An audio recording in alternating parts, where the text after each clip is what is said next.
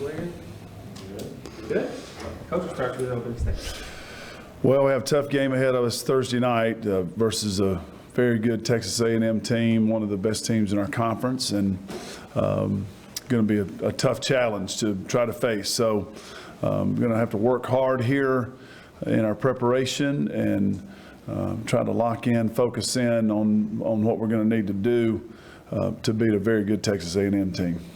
How much is that South Carolina teaching tool for this game coming up? Well, I think what we found out that opening night of conference play versus South Carolina was, one, South Carolina's a very good team, but two, we just didn't come out with the kind of competitive fire that we need each and every time we take the floor in the conference. And so from that, we were able to adjust our attitude and our effort, and we've come out with the appropriate energy level and haven't been perfect in the last 3 games, but much better from an energy, effort, attitude standpoint. So versus Texas A&M, we're absolutely going to have to be very energetic, locked in on the things that'll be so key for us in every conference game, but particularly against Texas A&M. We're going to have to do a great job in transition defense. They can really push the ball and they can drive the ball. They have several players who can get to the rim and make plays, and so we're going to have to build a good wall around the goal there in transition defense. We're going to have to rebound in this game. They're a tremendous rebounding team, have some tremendous size and athleticism. And, I think those 2 things every game, no matter who we're playing, but particularly Thursday night, we're going to have to do, and that comes from an energetic place. That comes from a real focused effort and attitude that we need to be who we want to be in this league. Coach, Ryan was named SEC Player of the Week once again. Can you talk about her last 2 weeks and how she's kind of sort of taking her game to another level this time? Well, I've shared this with several people and have said it a few times. She's doing such a great job at fulfilling the role she has to fulfill for us to be the kind of team we want to be.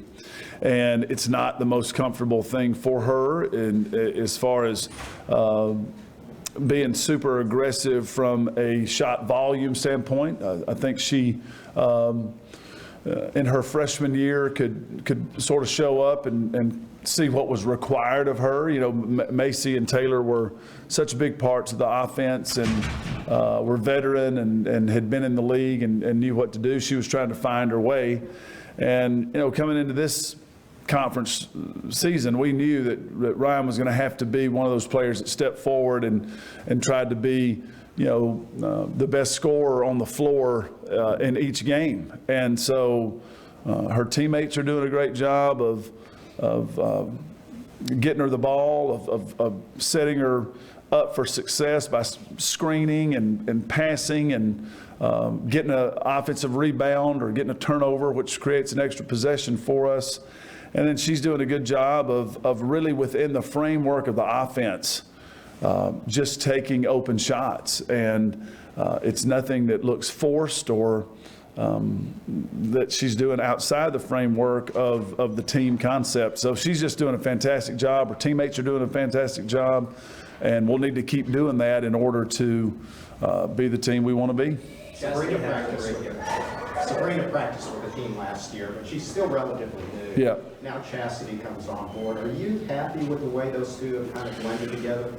Was really pleased with the defensive game Sabrina played Sunday. She just did an outstanding job, and the team did. The team bounced back. I thought we were average at very best versus Alabama. I thought they turned the corner on us and got to the goal too many times. Gave up 71 points, and that's a recipe for disaster there, letting people score those kind of points.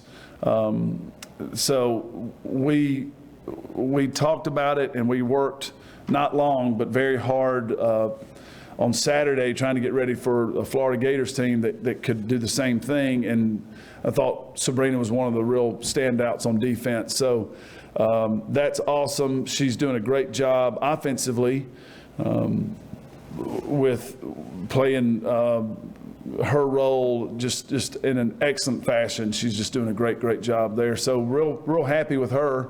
And then Chastity, I think, took a step forward in her development. So this is, one game in the non-conference with California, and now 4 games in the conference. So, she's really only 5 games into her season, and I thought she really stepped up and did a better job defensively after sort of a slow start to the Florida game. I thought she ended with a lot of defensive energy, and we need both of those players playing tough defense. And then they're also really important scorers for us too. So those 2 players have done a good job, and we're just going to continue to work and try to get better and help both of them get better. This team offensively can put up 30 in a quarter, and sometimes it feels like you can only put up 6 to 8. Yeah. How do you get that consistency? If the shots aren't falling, we got to find a way to get a bucket. Well, the situation for us is we just have to be resilient, and we have to keep going, and we have proven that if we will stay the course, that the ball will get in the bucket. And so one thing that we try to do is be real intentional with with a play call, or try to get something that will ignite the offense. But what happened with us, I think, versus Florida, is we were able to turn some really good defensive play into offense. So sometimes when your offense isn't clicking, the best way to get it going is to make a play on the defensive end. So we had a few steals and layups in the Florida game, and that can ignite you, and that can, help everybody breathe a little bit easier. I think also it's when everybody is deploying so many resources to try to stop Ryan, and you're taking some really good open shots and they're not falling, that is really important to try to stay encouraged there, because we took some really good shots at Florida that just didn't go in the basket.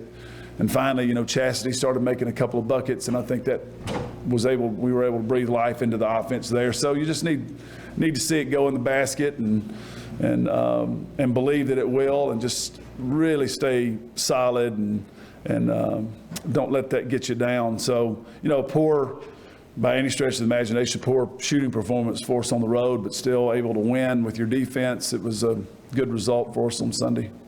Got time for one more, if any? Go ahead. I was going to say, assuming Kennedy Carter's able to go for Texas A&M, what do you expect? What are kind of the challenges that type of player brings for the Aggies? Well, she is just a supremely gifted scorer. She just one of the best scorers in the nation. She has a high skill level, can handle the basketball with either hand, can get to the basket seemingly at will. She just has great change of pace, change of direction, great ball handling skills that allow her to create shots at just about any time she wants to get a shot. So she is a handful. She is really going to be tough to guard, and we'll have to work like crazy to try to see if we can slow her down a little bit. She's a fantastic player. Just have one question about the WNBA. Had a big thing today where they're increasing the salaries of the professional players and kind of giving them some more benefits and stuff. What does that mean for women's basketball as a whole? From your perspective? Well, I just think it's another step forward for the sport, and certainly for our players who aspire to be professional, and we have several former players right now who are all over the globe playing professionally. Anytime you can have something positive like that, where there's a quality of life increase, a pay raise, a pay increase that is going to allow them to earn more money. It's a fantastic development, and our players, I know, are excited to see that, and so many of them aspire to be in that league one day, and so great development for women's basketball. Thanks, everybody. Thank y'all. Thank you. Thanks.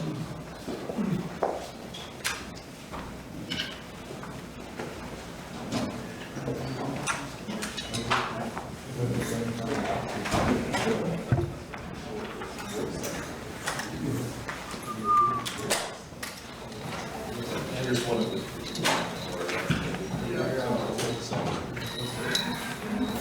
I thought I was thinking it.